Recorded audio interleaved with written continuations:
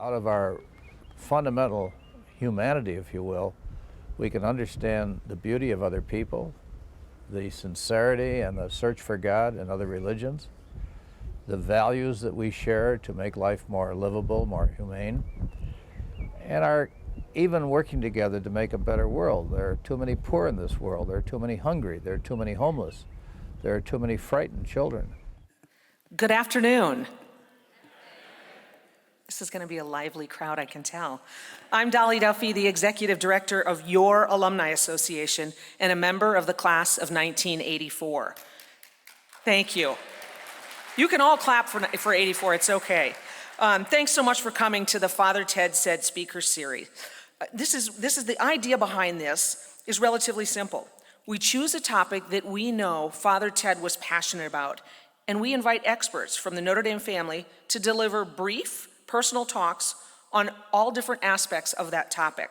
It began in 2018 with a series of presentations on peace building and security. It continued in 2019 with a theme of civil and human rights, and last year featured 5 alumni from different decades speaking on what Father Ted and the 50th anniversary of coeducation meant to them. It's just a way to shine a light on the experiences and work of the Notre Dame family and at the same time honor someone so dear to all of us, Father Ted. So this year we focus on Notre Dame's long and strong tradition of service and being a force for good. Father Ted's leadership and personal example offered thousands of students the opportunity to come away, quote, with the experience and knowledge that young people, all people, can do good for others less fortunate, and in doing so, reap the personal gratification and satisfaction of knowing they have helped their fellow men, and I might add, and women. While the basic premise is straightforward, the speakers we have assembled for you today are exceptional. I couldn't be more excited about this panel. 5 distinguished speakers that are leaders in their communities, the nation, the church, and the world. But most of all, they are shining examples of Father Ted's legacy and commitment to serving others, and we are very blessed to have them with us here today. To introduce our speakers, I'd like to bring out our host for the event, Suzanne Shanahan, the Leo and Arlene Hawk, Executive Director of the Center for Social Concerns here at Notre Dame. She could not be a more fitting host for today's events. So let's get started. Please join me in welcoming Suzanne Shanahan.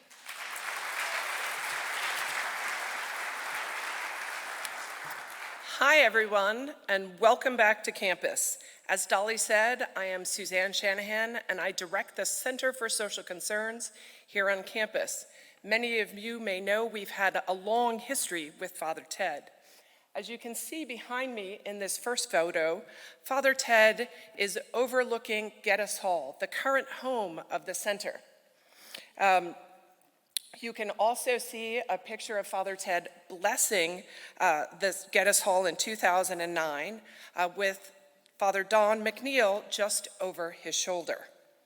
Some of you may know that Father Ted was very instrumental in finding the first home for the Center for Social Concerns in the old WNDU television building, which stood for decades where Geddes Hall now stands. Incidentally, that building was also where Hannah Storm and Ann Thompson first both got their on-air experiences. In the early 1980s, the television station moved, leaving behind a vacant building. A group of very industrious women went to Father Ted with an idea. They thought the building should be a home for students interested in thinking hard about pressing social concerns and working together to address these concerns that communities face. Put differently, they wanted to put their education to work for society. Father Ted explained, thoughtfully, cautiously, that the Board of Trustees would have to agree to such a move, and that there were quite a few others interested in the very same space. Maybe they stood a chance, but he wasn't fully sure. Rumor has it, however, that Father Ted put his foot a bit on the scale in this decision, and such became the very first home for what would become the Center for Social Concerns. Father Ted had really hoped the center would serve as a reminder to all of us to work for justice in whatever way we can.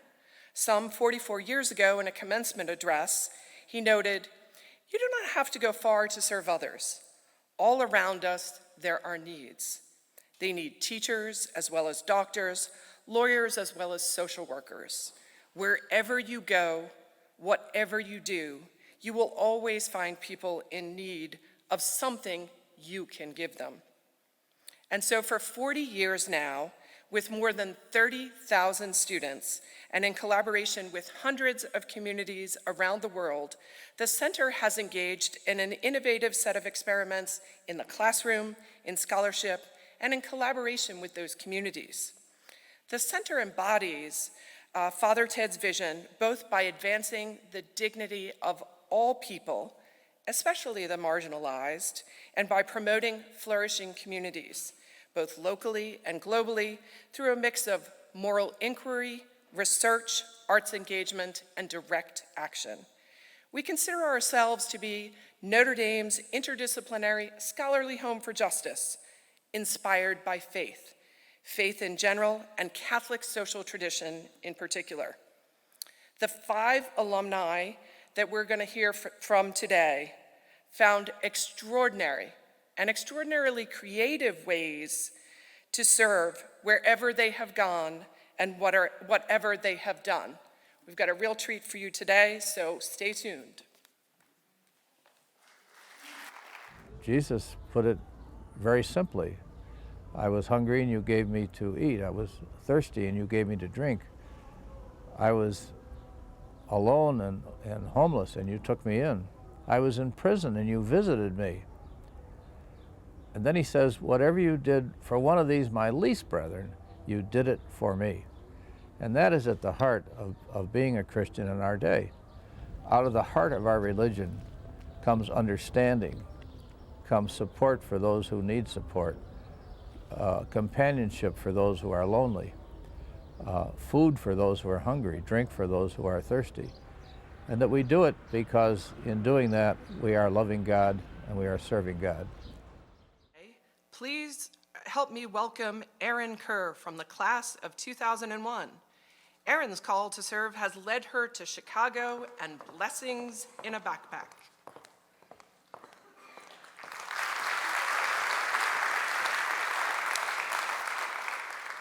Hello, everyone. I have to say, this is quite the moment. I'm so excited to be with you here today. Thank you for sharing your day with us. It was always my dream to come to Notre Dame. I was that kiddo that had head to toe Notre Dame gear on, even had this watch that played the fight song. It took me my entire freshman year to really come to terms that I was actually a student at Notre Dame. So it's my great honor to be with you today. When I arrived on campus, I came in with my future pointed very strongly with a career in finance. Somehow I left campus 4 years later with my career pointed towards service. Surprisingly, yes. But as I left campus, through my time here, two very important people, 3 people actually, that really helped define my life were my parents and Father Ted. And they both shared a philosophy: if you're going to do something, do it all the way. Father Ted had a quote from 1979, year I was born, Hesburgh papers, that spoke of the value of a committed life. And very similar to Plato's statement about an unexamined life, if you're going to be committed, do it all the way. And that really helped me build a life that was purpose-focused on serving others, a committed life to serving others.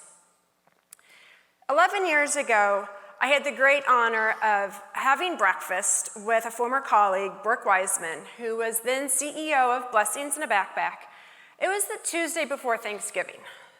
Met up for breakfast, had a wonderful time, and I walked in thinking we're gonna, talk about updates on what each other has going on in their lives, some of our colleagues, what's going on with everyone's families.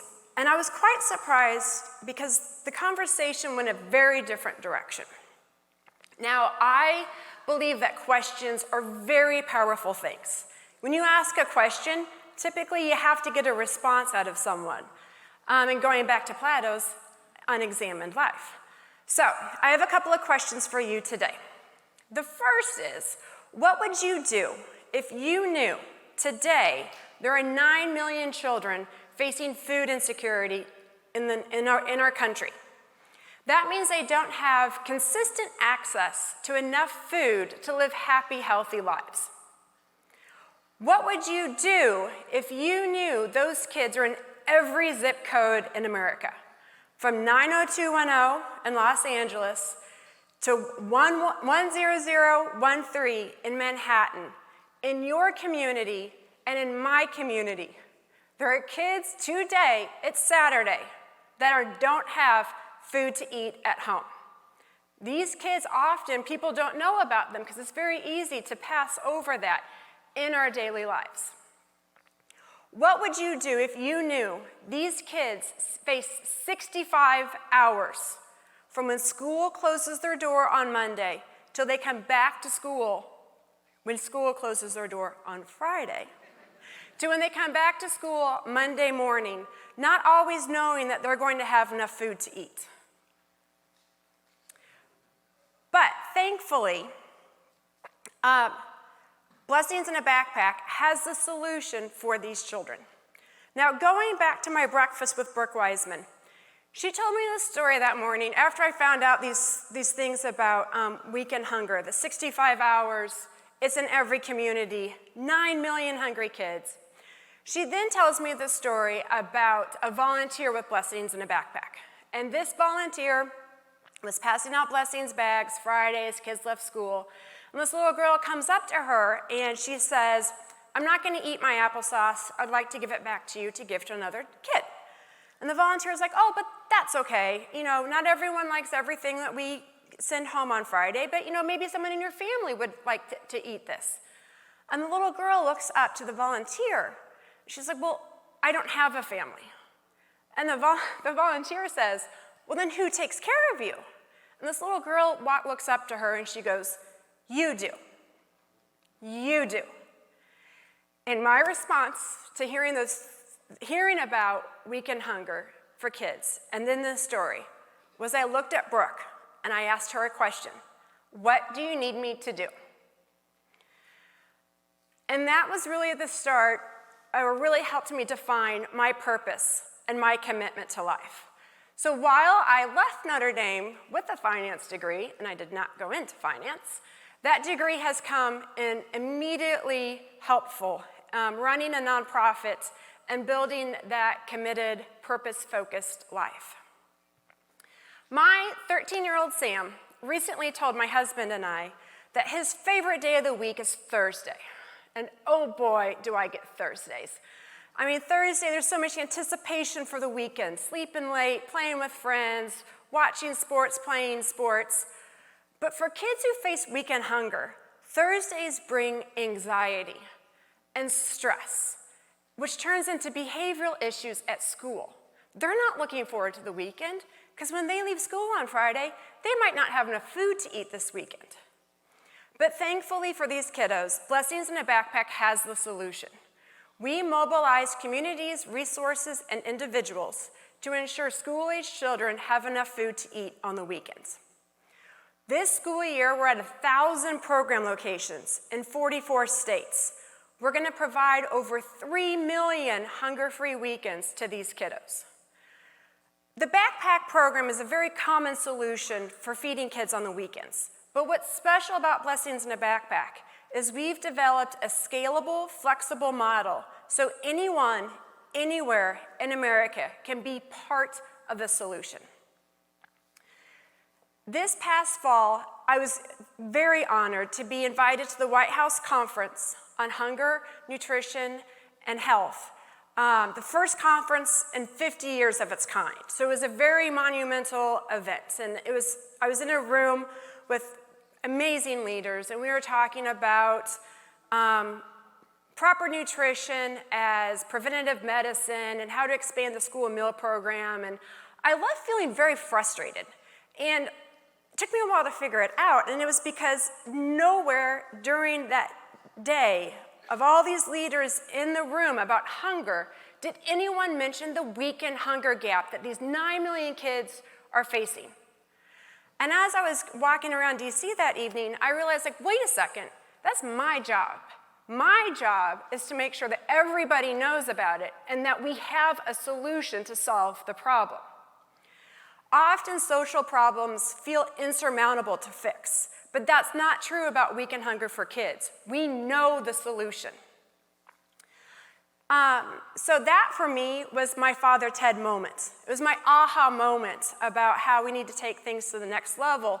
And I think it lines up very closely with the video that was shared earlier about how what you do for the least of my people, you're doing for me. So I would really like to call everyone's attention here. This is how you can feed kids in your community. If everyone could please take out their phones and scan this QR code right here in the corner. It'll take you to a website, blessingsinthebackpack.org, Father Ted said, and on that page, you will find the solution to feed kids in your community, with your church, with your kids' school, with your employer, with your friends, or just yourself, because all it takes is one caring person to make the difference in somebody else's life, especially when it's a child facing hunger. As I said earlier, we have the solution. Are you going to be a part of it? Which is why I love questions so much. And I would like to end today with 2 questions. The first, you'll see underneath our logo there, it says, who will feed the kids this weekend? My question to you is, will you? Then my second question, which we all know, is what will you fight for? I'm fighting to end the weekend hunger gap for kids. Please join me in that fight.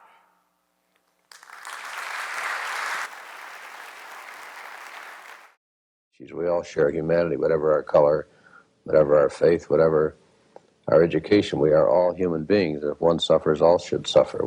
Man is not an island, as John Donne said.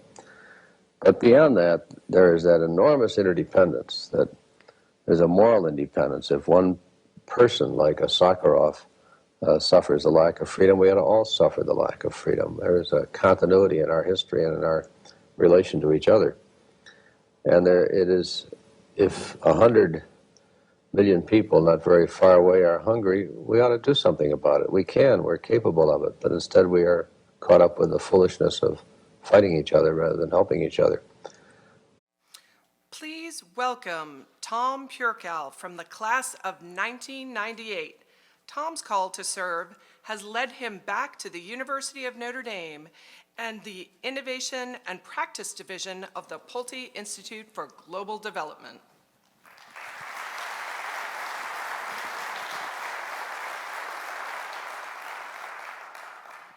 Thanks very much. Good afternoon. It's great to be with all of you today. I'm going to share with you a story of faith and being able to take a few risks. Let's start in 1998. I was a recent graduate from this university, and I ended up in New York working on Madison Avenue for one of New York's largest advertising agencies. I was having a great time.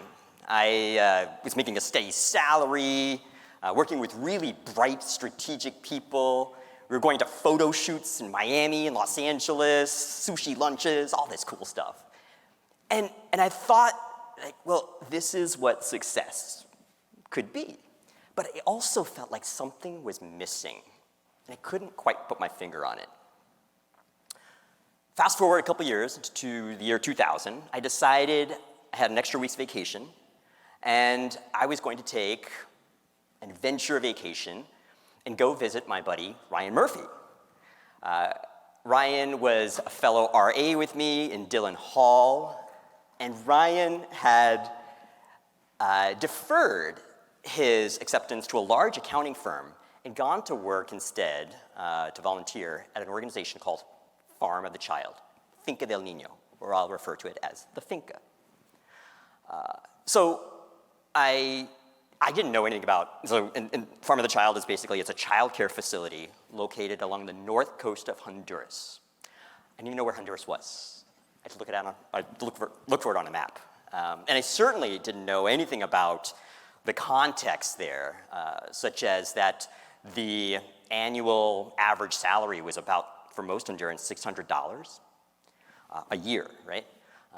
They were constantly plagued by natural disasters, the latest of which at that time was Hurricane Mitch in 1998 that Ryan experienced firsthand and that set the country back by decades.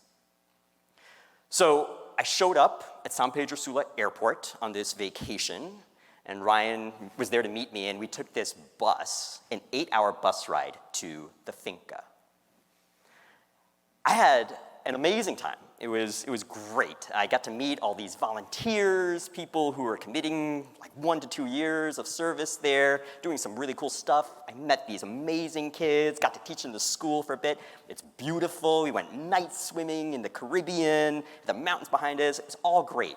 But I was also ready to return back to New York at the end of the week. What I didn't expect was that after I returned, I couldn't fall asleep at nights. I kept thinking, and I don't know if it was a voice or what, saying, why not me? Why couldn't I go volunteer at the finca? So I applied. I was accepted to go volunteer there for a couple of years. Quit my job in New York. But before I went, I realized there were a few issues I needed to navigate. The first of which was, I thought my parents were going to disown me. I was the immigrant son of parents from India, and they honestly thought that I was taking the family backwards. I also had about $20,000 in student loans. I'm like, well, who's going to pay this off? Fortunately, I found out deferring loans at that time for educational loans was actually really easy. So check that box. The third thing was that I also had to raise about $10,000 just to meet my own expenses in Honduras. Things like medical care, travel, stipends, language school. I didn't speak a word of Spanish, right? And so I had to reach out. I had some savings of my own, but I also had to reach out to friends and family. One of the people who I reached out to was Father Ted. And Father Ted knew of the finca quite well. And so he sent me a check for $300, which was great, and helped contribute to my time at the finca. The stuff that we encountered at the finca, problems abounded. I should say that I left for language school on August 2001, just a month, so I left New York. This is a month before 9/11. I arrived in Honduras on October 1st, 2001. And that started the volunteer commitment. There were a myriad of issues to deal with. I went down as a cocky advertising executive, lots of work and strategy, thinking I'm going to fix this place up in a few months and we'll be great. I learned just how much I needed to learn through the stories of our kids who made themselves vulnerable as they shared with me how they ended up at the finca. Through the families that I got to know and learning about the cycles of abuse and poverty that entrapped them. So I could not have done this without a supportive community with people like Andrea Meckenbauer, who to this day is one of the smartest people that I know, who could have done anything, but she decided to spend 3 years of her life at the finca and then adopted 3 kids from the orphanage afterwards. Chris Bystead, who graduated from here with an architecture degree and was also on the football team and also went down to the finca. Amazing people who've gone on to do remarkable work afterwards as well. This would help shape a career path for me that I could not have expected. It helped me to take leaps, which would ultimately lead me to Catholic Relief Services, where I would work with communities in Orissa, India, that suffered perennial floods, and that would also experience some of the worst interreligious fighting in decades. It enabled me to work alongside the people of South Sudan as they worked towards their independence, but then also the painful descent into civil war. It allowed me to be with the people of Myanmar as they ultimately transitioned to a semi-autonomous civilian government. Great experiences. And then ultimately, it would lead me back here to Notre Dame to work with the Pulte Institute for Global Development, where we take the brilliant research that happens here at the university and use it to affect projects and programs in countries like Haiti, Honduras, Colombia, Iraq, and all over Africa. What I've learned over the years is that sometimes it's like taking a step forward and 2 steps backwards. There's a lot we need to do. Hearing Father Ted's words that resound in terms of if one person suffers, we all suffer, and the calling that comes with that. But this whole experience, outside of even just teaching me just about the experiences of other people and giving me an opportunity to give of myself, it's been transformational and helping to realize what we're capable of and what's possible if we work with just a little bit of faith. Why not you?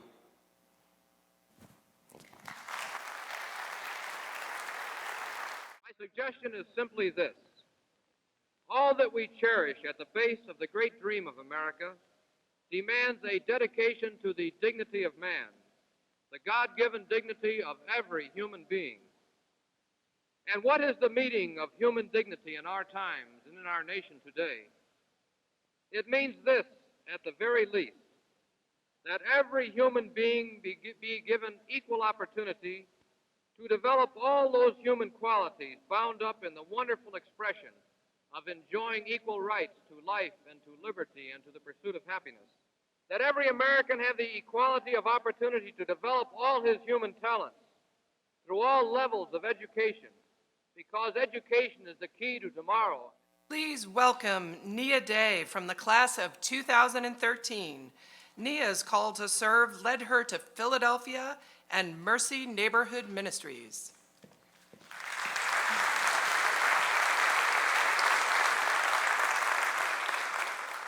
Hi, everyone. It's really great to be with you all today and to be back on campus. It's been a little while for me. So, May 25th, what is the significance of that date? Does anyone know? That's right.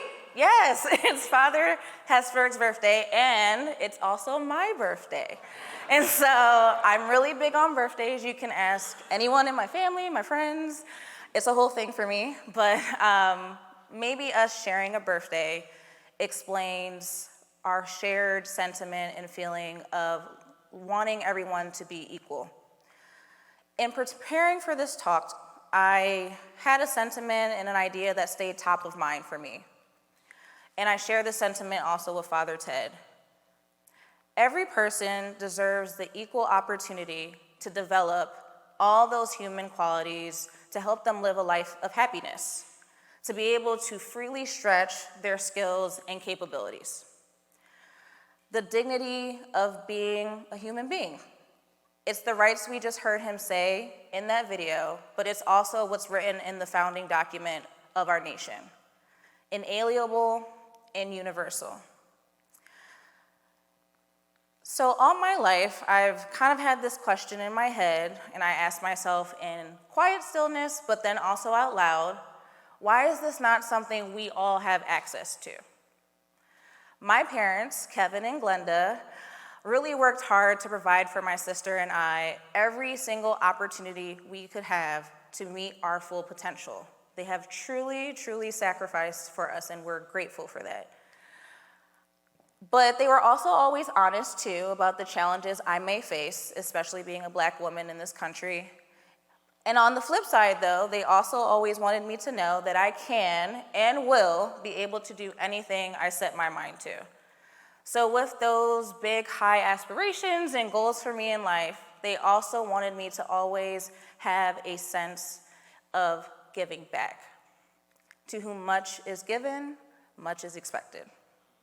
So I've always had this internal sense of duty and responsibility to ensure others also have the opportunity to meet their full potential as well.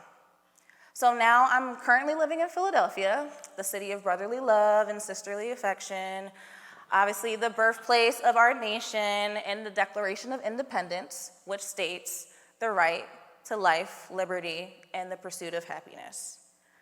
But it's also the poorest major city in the nation. And so with that reality, it doesn't really seem like the ideal of life, liberty, and pursuit of happiness is something that's attainable to many Philadelphians. I'm not sure if many of you may know, but a quarter of the population in Philadelphia are living in poverty.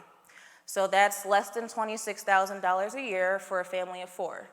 And then there are some areas of the city that are living in even deeper levels of poverty, so half of that amount at $13,000 a year.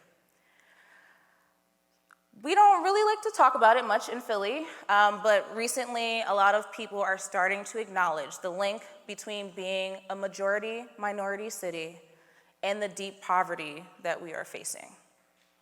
The effects of long-term redlining and still having some buyer restrictions and home charters based off of race, the underfunding of schools and obviously loss of after-school programming, the lack of affordable, healthy food options, and honestly just clean and decent grocery stores in a lot of neighborhoods that people can either walk or easily drive to. And then of course, I think we're all experiencing this, the disparity in wages and the cost of living. Shouldn't we all have access to these things, or at least a fair shot at it? Mercy Neighborhood Ministries ask these same questions, and they really work hard to find solutions for the people of North Philadelphia. Oh, clicker's not working, okay. So Mercy Neighborhood Ministries, the mission of the organization is to respond in a spirit of mercy to the needs of the underserved in the community. The organization itself was started by the Sisters of Mercy, 2 sisters exactly, Sister Ann and Sister Marjorie. They were living and working in the neighborhood of Nicetown, Tioga for over 30 years, and they were working in one of the schools in the neighborhood when it shut down.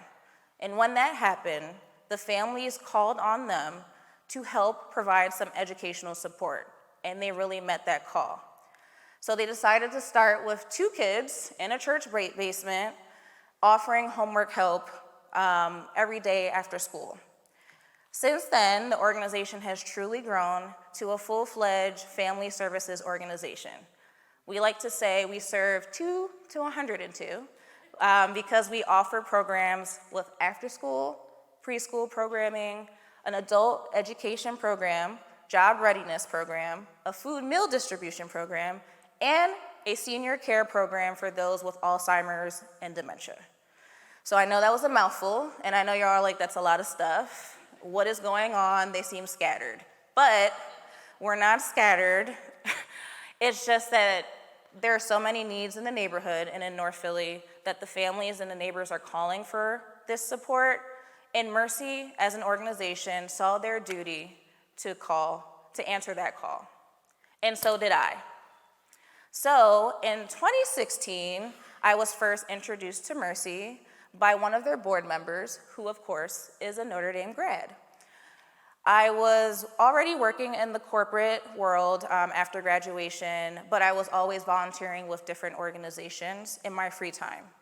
And so at the same time that this was happening, I was doing a lot of questioning of myself. Is the work I'm doing really having an impact? Is it really like changing anyone's lives, or am I just doing stuff right now? And so when I eventually was able to meet and speak with Sister Ann and also visit the Mercy Family Center, I was automatically hooked and I wanted to help in any way that I could. So I went from volunteering to now advancing the mission of the organization as a full-time employee. And so I have the great opportunity to help others in Philadelphia, in the Philadelphia region, really see the love, care, and transformational impact that's happening in North Philadelphia because of this great organization. So I answered my call, but each of us has the opportunity to serve others. As alumni, staff, family, and friends of the university, we are all called and required to serve. It's not just for us that are working in the nonprofit and in the philanthropic sectors. We all have that responsibility. So I ask you to think and answer these two questions. Are you dedicated to preserving the dignity of every human being? Are you preserving and serving the dignity of others in your everyday life? And after you think about that, if your answer leads you to feel that there's more you can, should, or would do, then I ask you, what will you do to change that in your community?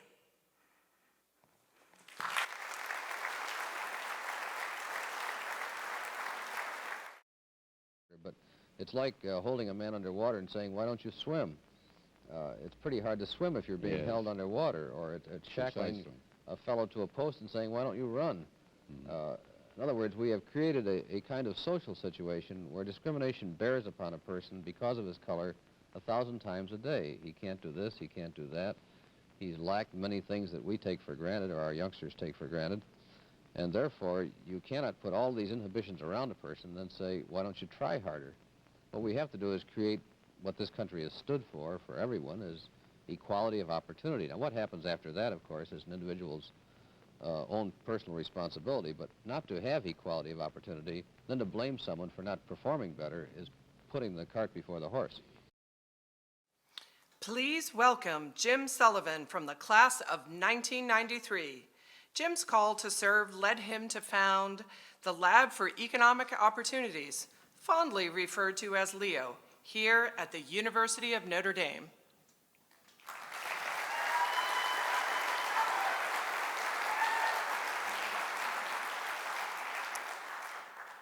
Equality of opportunity.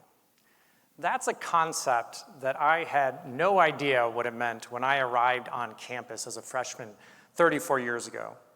You see, I'm the youngest of 12 kids. That meant that there were times when there was little left for me at the dinner table. It meant that I always wore hand-me-down clothes, and it meant that I often had to find my own way home from Little League practice because my parents forgot to pick me up. So growing up, I had it rough, or so I thought. Eventually, over time, I realized that I had been afforded a wealth of opportunities. I had two parents that raised me in a loving and nurturing environment, and I had 11 older siblings that made a lot of mistakes that I could learn from, and they paved the path to where I am today. They all graduated college, and 5 of them here at Notre Dame. And they instilled in me at a very early age a love for this place. I went to my first Notre Dame football game when I was 6, and attended my first off-campus party when I was 7. But it wasn't until I was back here as a student that I came to realize what Father Ted meant when he said, there are those that are shackled to a post and asked to run. In my sophomore year, I signed up for the Big Brother, Big Sister program. And I was matched with my little brother, Sean. There's never been a happier kid that you've ever met. And when he came to campus, he would bubble over with excitement when we would go to the dining hall or play pool in La Fortune or just hang out in the dorms. My friends loved him. He was a bit of a celebrity in Alumni Hall. But I'll never forget the first time I went to Sean's house. There was a bullet hole in his front door, and his parents heated the house with the oven. I had never seen living conditions like that before, and his dad was out of the picture, and his mom was struggling with addiction. Sean had been given very few of the opportunities that I took for granted as a kid. And it was no surprise then, no wonder that he eventually dropped out of high school and got caught up in the criminal justice system. Now, fortunately, there's a happy ending to Sean's story. While he was incarcerated, he had access to high school and college classes. He completed his GED and earned his bachelor's degree in business administration from Ball State. But watching Sean navigate all these challenges in his life, I couldn't help but wonder, can we do better? How can we create that equality of opportunity that Father Ted said was what this country stands for? So fast forward 2 decades, and I find myself as a professor of economics here at Notre Dame teaching and conducting research to address these very questions. Now, I never imagined that studying ways to promote equality of opportunity would be my life's work. So how did that happen? Maybe it was just luck, but I think there's something more to it than that. If you hang around this campus long enough, remarkable things happen. So you see, one day in 2011, I had a chance meeting with the leaders of Catholic Charities USA. They shared with me and my colleague, Bill Evans, their new vision for fighting poverty. Rather than addressing the symptoms of poverty and providing temporary relief, they wanted to address the root causes. But to do that, you need to know what works and what doesn't. You need evidence. So we wondered, could academics work with these organizations to build that evidence? So we agreed to run a bit of an experiment. Catholic Charities USA would bring to Notre Dame the most innovative leaders from their network of 180 local agencies. And for our part, Bill and I would invite the leading academics studying poverty, domestic poverty, from universities across the country. We'd put them in a room and see what happens. And what we learned from that experiment is that most anti-poverty programs are motivated by stories rather than evidence. Now, nonprofits are very interested in creating stronger evidence, but they have little capacity. But we also discovered that researchers are also interested in working with these nonprofits to generate that evidence. Realizing that we may have stumbled onto something big here, Bill and I did what any Notre Dame faculty would do in this situation. We called on Father Ted. So of course, he invited us to his office on the 13th floor of the library, and we shared with him this idea we had where we would work with Catholic Charities and other nonprofit organizations to identify innovative solutions to poverty. He could not have been more supportive. Even at 95, he still had this gift of being able to instill hope in people and to convince them, yes, you really can change the world. And he said to us, this is exactly what the world's preeminent Catholic university should be doing. So with Father Ted's blessing, there was no looking back. And shortly after that meeting, Bill and I launched the Wilson Sheehan Lab for Economic Opportunities, or LEO. Let me share with you an example of our work. So the Goodwill Excel Center program is designed to improve outcomes for one of the most disadvantaged groups in this country, those who failed to get their high school degree. Most dropouts live in poverty. They earn 70% less than those with just a high school degree, and their children are twice as likely to be dropouts themselves. The Excel Center addresses these challenges by providing a program that allows adults to obtain their high school degree, access post-secondary credentials, and importantly, they're supported by a mentor and other wraparound services. So does the Excel Center permanently lift individuals out of poverty? Leo studied this program and showed that Excel Center graduates make 40% more than similar adults who don't complete the program. It costs $9,000 per Excel Center graduate, but the increase in earnings generates tax revenue that more than offsets this cost, resulting in cost savings for the government. But most importantly, this evidence is being used to enact real change. So we presented these results to the Arizona State Legislature, and it resulted in a change in state laws that allowed Excel Centers to operate there. And earlier this year, the governor of Indiana announced a new $50 million investment to have Excel Centers expand throughout the state, all based on evidence we created showing that the program works. Now, the Excel Center is just one of over 90 programs that Leo has underway. We're working to understand how best to house those that are experiencing homelessness, how best to ensure that at-risk kids finish high school and go on to college, and how best to promote upward mobility for families living in poverty. But we're just getting started because over $250 billion are spent each year in the nonprofit service provider sector, and yet very few programs are backed by hard evidence. Leo aims to change that.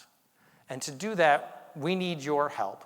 Over half of Leo partners come from referrals from the Notre Dame Alumni Network. Many of you, I'm sure, support local nonprofits or even serve on their boards. We need your help to connect Leo to these organizations. With your help, we can ensure that no kid ever calls home a place with a bullet hole in the front door. We can ensure that no kid is ever shackled to a post and asked to run. Thank you.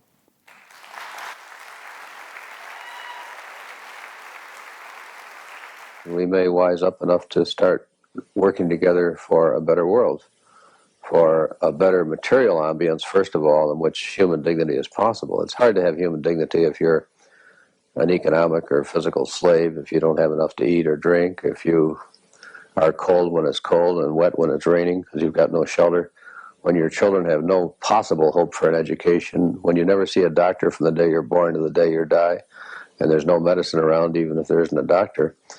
When all of your hope is shriveled up because people are taking the good things of the earth, including intelligence and talent as well as treasure, and spending them mostly on machines of destruction when we might be spending them on education and health and creating a better world. Please welcome Dr. Robert J. Dempsey, celebrating 50 years as a graduate of the class of 1973.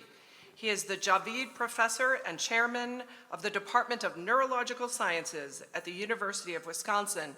He is also this year's Dooley Award winner. Dr. Dempsey was called to serve all over the world. Thank you.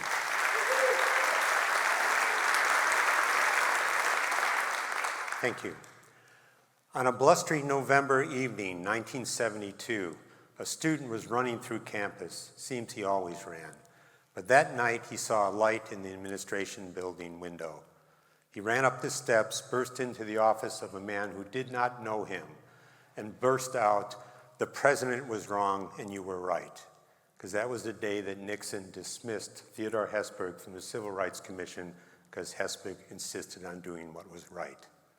And Father Ted turned those piercing eyes on me and reassured me and taught me a lesson in integrity, justice, and perseverance. Today we're talking about service, and I assure you, none of that is possible without these special angels that inspire us each day to find the joy and passion in an imperfect world. And we have to thank them. I've worked on 5 continents. I've met people worldwide, and I assure you that each of us have the same values or pillars of our life: faith, family, peace, and health. If one of them crumbles, all of them will. If we in our own way do something to build one of those pillars, we may support them all. I learned this so clearly from so many people. My parents, who took an unruly group of kids and taught them faith and family. Thank you, Mom and Dad. But they asked more, that we each in our own would do our very best with whatever little gifts God had given us. They sent us out each day with the message, "Remember, you're a Dempsey." And we tried. And it was hard because the schools were not very good. We literally attended one school where I thought crime and punishment were career opportunities. It was a scholarship to Notre Dame that taught me it was Russian literature. But that time, coming to Notre Dame campus at the time of Hesburgh, I was on fire. It was a time of passion, of war, of peace, of justice, of opportunity and challenge, and I caught fire. I learned religion, theology from John Donne. I learned to write from Tom Wurge. My teammates on the track team taught me about trust and working together. The children at the Children's Hospital taught me that medicine might be a career. I did a service trip to Appalachia, and my eyes were opened, an urban child, to what was rural poor and health disparity. But I also saw there a carpenter who worked with joy, passion, and helped others. And I realized you don't have to be a brain surgeon to serve. You could be a carpenter. You could do what you do well, and it has meaning. And several scholarships later, I was a neurosurgeon. And I work in Appalachia. I work on Indian reservations. I work on 5 continents. And I love the work. I love it because of the patience and what they give to me in trust and courage. And it is a unique specialty because you cannot do complete care of trauma, tumor, stroke, pain, or congenital anomalies of children without neurosurgery. Yet it is absent, no opportunity for 5.5 billion people in the world. And the impact of that was very clear to me when I went to Guatemala and tried to provide health care and failed miserably because the peace pillar had collapsed, and with it, faith, family, and health. But in that country, I met a small child who taught me in her own way that I would have to teach if I wanted to care for her in the future. And I also learned of trust, because when that war enveloped me, it was those Guatemalans that got me to safety, and I thank them. In Ecuador, the doctors there taught me how to teach, because they taught me, first you must learn to listen. It's not about us. We're serving them. What do they need? What do we provide? It was education. We built a program of training, and they taught me how to overcome challenges, from as simple as lost equipment to as unusual as the volcanoes erupting during your surgery, Dr. Dempsey. Notre Dame never taught me what to do when the volcano erupts during surgery. But we got through, and we made something special. And when an insurrection terribly endangered my family, those brave people got them out, and I thank them every day of my life. Africa came, and people at the foundation said there are 400 million people in sub-Saharan Africa with no access to the care you provide. Can you help? And I said, let's be bold. Be careful about that. They put you in charge of the foundation. And we said, let's train them there, just the way we do here. Curriculum, certification, government support, equipment. We can do that. And some ideas catch fire. Just like Yeats said, education is not filling a pail, but starting a fire. Hundreds of doctors, nurses, politicians, soldiers, equipment people joined on, and 27 programs sprung up, from Kenya to Afghanistan, from Vietnam to Cameroon, from Nicaragua to Bolivia, Uganda. And sometimes joy and passion can be contagious. I learned so much from these brave people, overcoming challenges. I helped train the first female neurosurgeon in Mali and the first female neurosurgeon in Niger.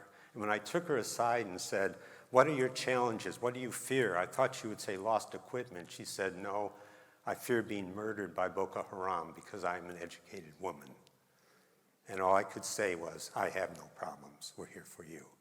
Because sometimes challenges are inspirational. When Haiti literally fell to the ground in an earthquake, the people said, come and try to convince this government to fund education and not just handouts, and we're trying. When the World Health Organization finally realized that if 5.5 billion people have no access to specialized surgery, that means 47 million people a year die unnecessarily. That's more than AIDS, more than COVID, more than war. And so when we said we have an educational program, could we spread that? Every single country in the world, every minister of health signed on. That never happens. But for this idea, it did, and that's inspirational. And now we have thousands of doctors treating millions of people and so much more to do. Because you see, such courage can be inspirational as well. When Notre Dame said, would you come and help us build a pre-med program, but it needs to be in honor of Father Ted, I said, of course. But by then, those piercing eyes had failed him, but not his courage, not his passion, or his ability to inspire. Because you see, this whole idea of service is based on those people who inspire us to do what gives us joy and passion, with and for others. Working together to build as one of those pillars, we build them all. And I don't care if you're a carpenter, a plumber, a poet, a priest, a teacher, a lawyer, a neurosurgeon, or a dishwasher, we can all play a role. And we will know you by your gratitude. So I very much thank Notre Dame. I very much thank Father Ted for inspiring all of this today as he did before. And mostly I thank you all so very much for inspiring me. And may God bless.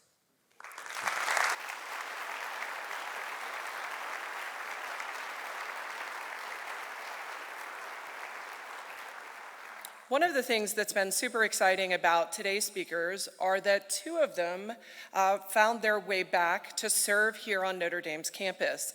And so I'd like to ask Jim and Tom, or one or the other, or both, what it's like to be teaching students here on campus now the same things you learned when you were undergraduates. Well, I'll start, and I'll pass it over to Jim. I'm immensely impressed, I have to say, with the students here. They're hardworking, they're brilliant, you see so much potential, and I think what the challenge that we have is to see how do we channel that potential and kind of maybe redefine some of those parameters of success that many of us potentially struggled with as we were starting our careers. And it's encouraging to see when students do take those leaps of faith and try things. It's a real motivation for us to kind of keep engaging students, and so it's been one of the best experiences I think that I've had being able to come back to Notre Dame. And maybe I'll just echo that my favorite part of my job is teaching Notre Dame students. They're fantastic and super talented. You know, a lot of it's the same as it was when we were undergrads, but there are some things that are different. If I were to highlight one thing in particular, is they do seem to be much better prepared for conducting real research. And so I've been getting engaged with students to get involved in research, partnering with our Leo nonprofit partners when they're sophomores or juniors, and they really bring value to that research, which is fantastic. And as a result, we've been able to expand more of what we do simply by engaging Notre Dame undergraduates. Great. And are people coming down to the microphone? Wonderful. Yes, good afternoon. Thank you for your wonderful service and being an example for us and inspiration. My name is Tim Reddy, class of 73, and I just wanted to ask your thoughts about policy, public policy, and you know, thinking of Father Ted's statements about being shackled and being kicked off of the Civil Rights Commission, et cetera. I mean, he was at that point dealing in the realm of policy and law.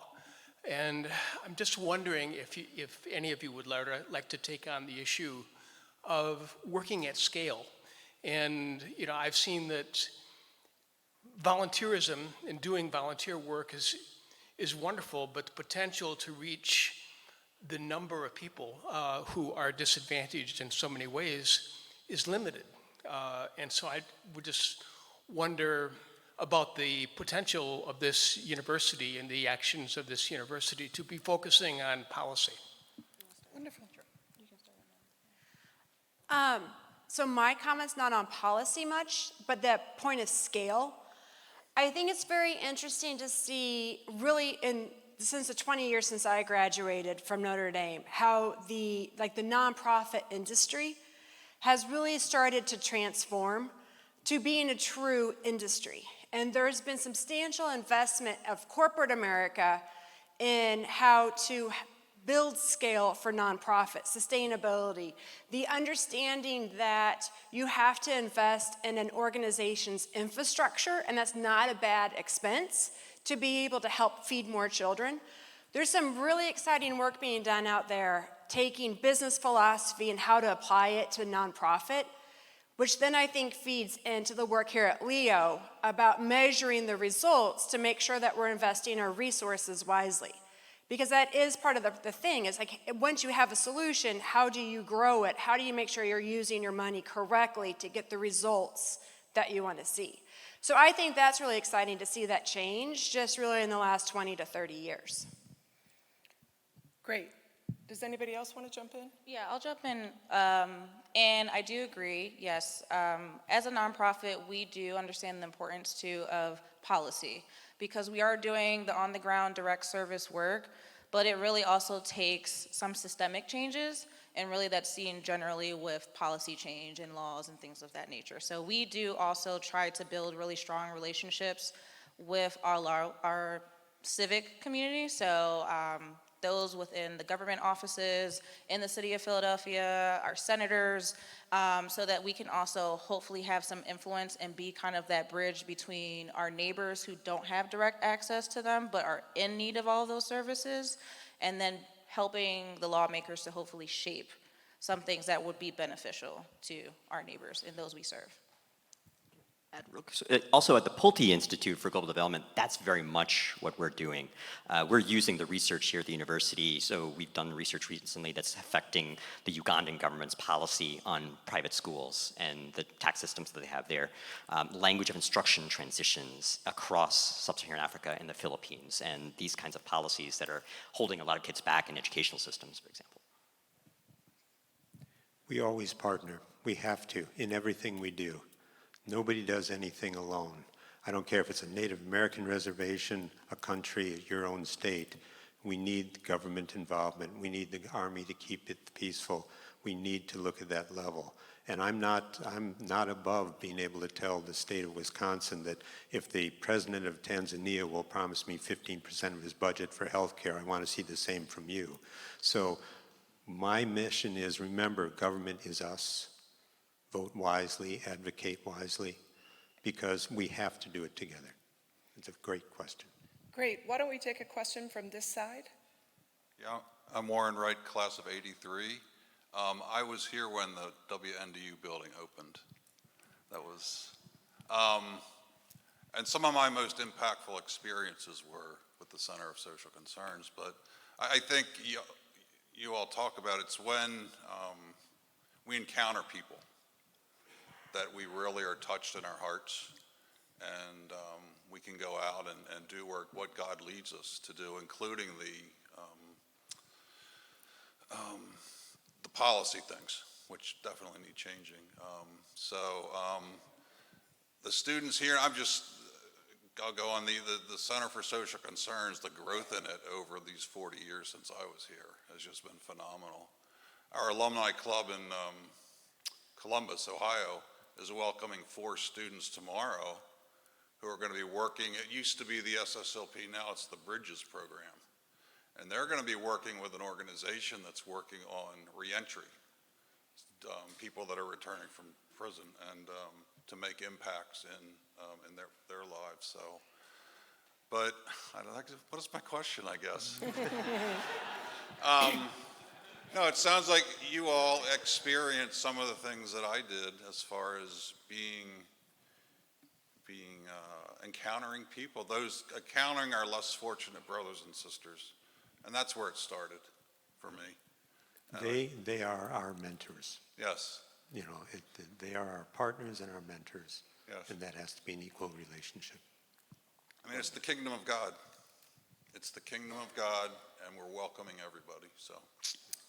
Thank you for that. Maybe we could tee up both questions because we are running short of time, and then hear final responses from our wonderful guests.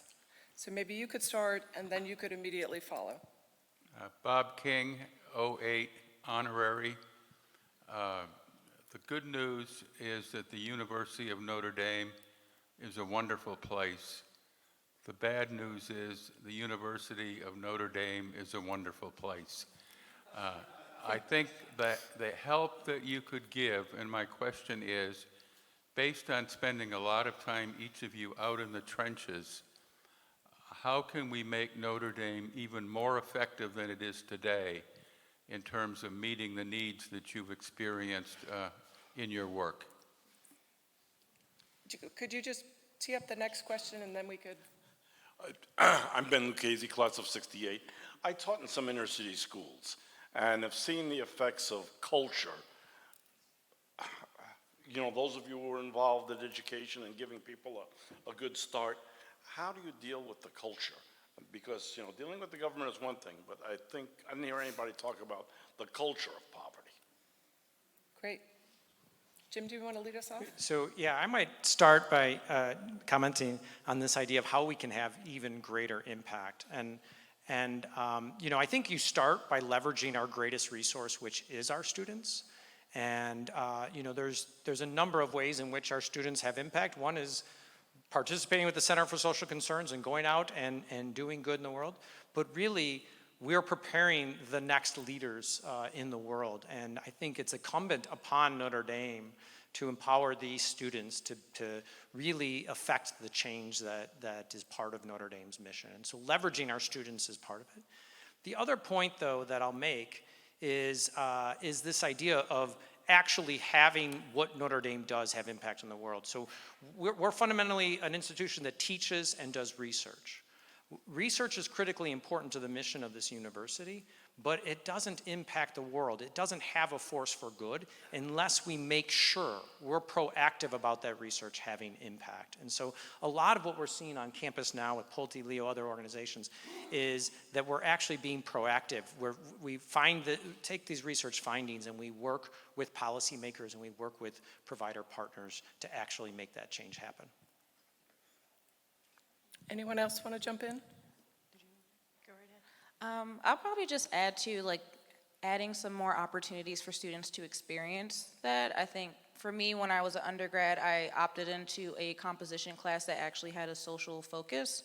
So part of the requirement of my class was also to do community service. So I ended up volunteering at the juvenile center here in South Bend. And so maybe if there were just more kind of integrated opportunities within the academic structure for people to experience that. I think we're all here at Notre Dame because we are service-oriented. We want to do good in the world, but maybe having that connection happen more frequently on a local basis would help people to just automatically do that more once they step out and away from Notre Dame.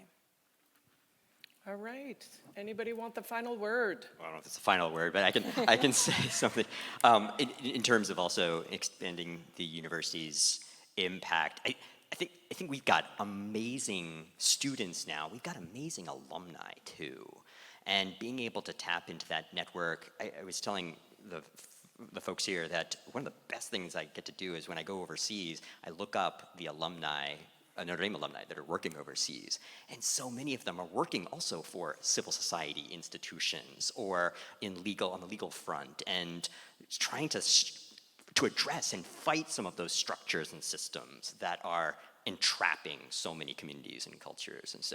And there's a lot more to do on that side. The question about cultural change is probably one of the biggest changes. That's the most difficult things to change, right? So I think our identity here at Notre Dame can help us in a lot of ways. We're a Catholic institution.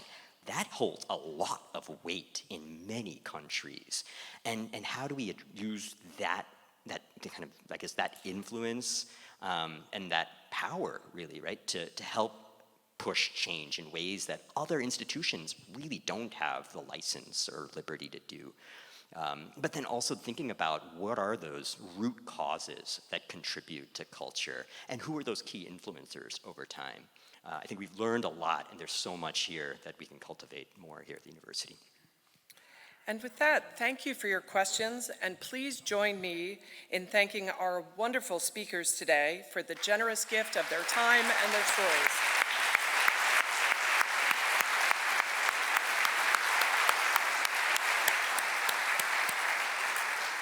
On behalf of the Notre Dame Alumni Association and myself, thank you for spending this time with us today to listen to the words of Father Ted and the faculty and the alumni that have shared their inspirational stories about the ways Father Ted's legacy has lived on through them. Our thanks to all the folks at Leighton Hall and the DeBartolo Performing Arts Center, whose hard work and support made our program possible. We'd also like to thank the Notre Dame Archives for their generous permission to use many of the special photos and videos of Father Ted we enjoyed today. We want to continue celebrating with classmates and friends, and we'd like to leave you with these parting words from Father Ted. Thank you.